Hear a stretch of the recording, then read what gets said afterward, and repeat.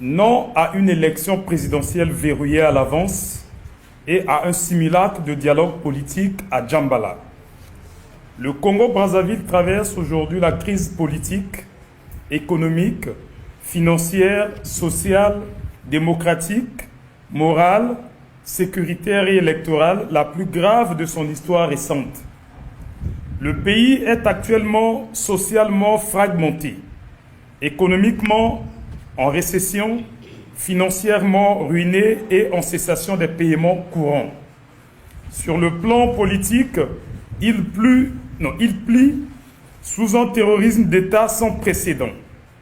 Il est confronté à de multiples et grands défis, dont notamment l'effondrement économique et financier, la cessation des paiements courants, les pénuries chroniques de réserves internationales de change, une dette publique insoutenable de 8 000 milliards 500 millions de francs CFA, soit 99% du PIB, l'absence d'une vision nationale, l'explosion des replis identitaires, sectaires et le délitement de l'unité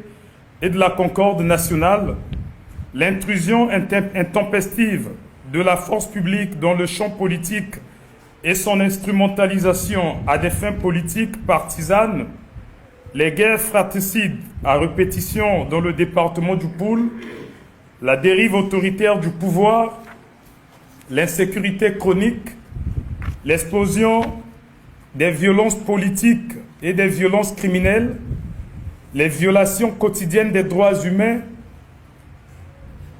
de la Constitution, des lois et règlements de la République, la malgouvernance chronique des affaires publiques, le chômage endémique en général, le chômage des jeunes en particulier, les pénuries chroniques d'eau potable, d'électricité et de carburant,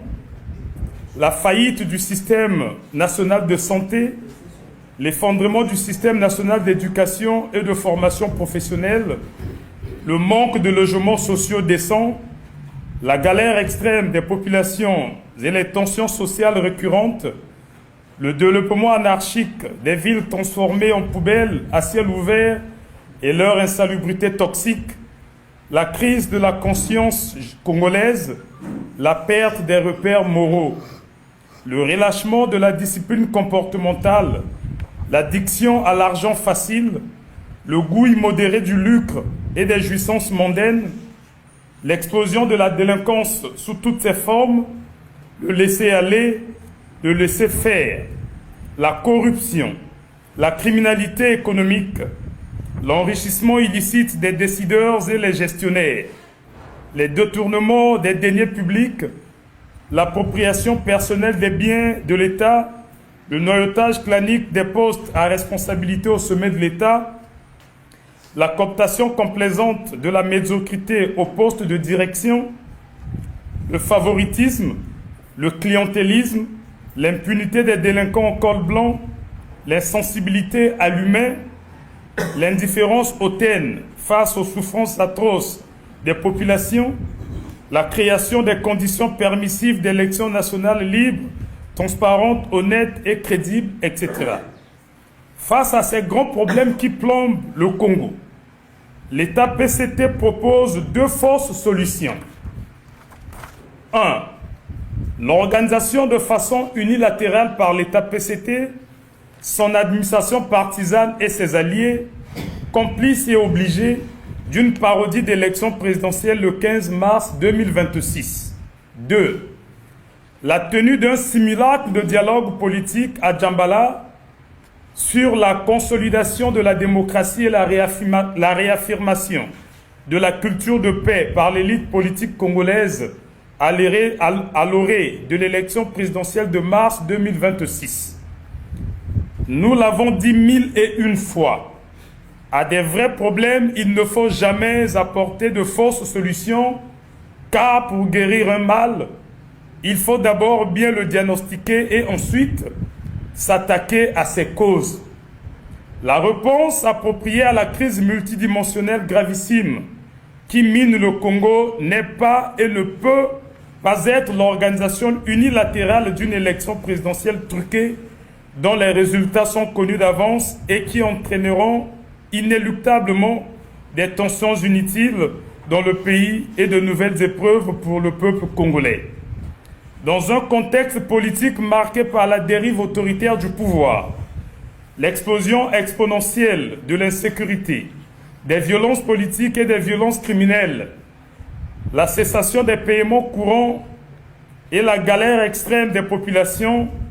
est-il raisonnable et humain pour un État d'envisager d'organiser de façon unilatérale, avec ses propres partisans déjà déployés sur le terrain et battant illégalement campagne, une élection présidentielle en mars 2026? Pour l'UPRN, les conditions d'organisation d'une élection présidentielle consensuelle et apaisée en mars 2026 ne sont pas réunies. En matière électorale, le défi majeur du moment est la refondation préalable du système électoral fraudulé à l'œuvre depuis 2002. C'est là un impératif catégorique, c'est-à-dire un passage obligé. Pour rappel, l'expérience historique de la pratique électorale en Afrique au sud du Sahara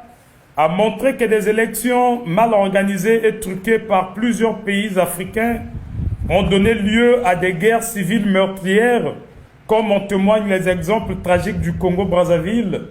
de 1997 et 2016, du Kenya en 2007, du Zimbabwe 2008, du Niger 2009,